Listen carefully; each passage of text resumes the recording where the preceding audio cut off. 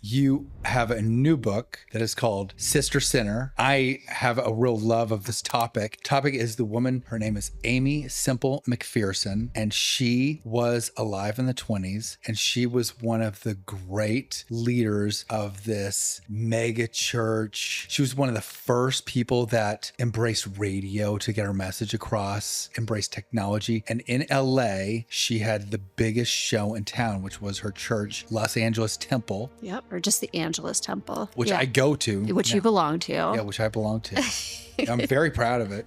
You were one of my early readers. I took you to church. Yes, you did. I took you to church and like, it's going to be so cool. And it was the most bizarre service that I could possibly imagine. The guy had astronaut costume. He was dressed, it was a guest pastor and he was dressed as an astronaut. But that kind of... But it was a great message. I don't really remember the message, typical, but I remember the costume. And I think that was a big thing for her. Like she was very into entertainment, which has become kind of part of Pentecostalism, but she was very into costumes. So it made sense. She was a real showman. Yes. Right. And there's a quote, I think it was in New York Times, about your book. This is a book either that you should have already read or you should be reading.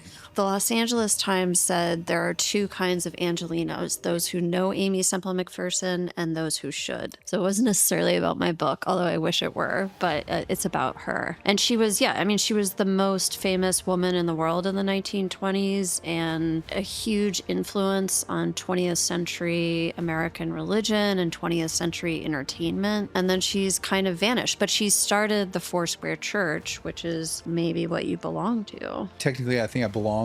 I mean, I go to a lot of different churches. That's what I heard. I'm very, very passionate and loyal to this. He's a church slut. Exactly. That's the rumor.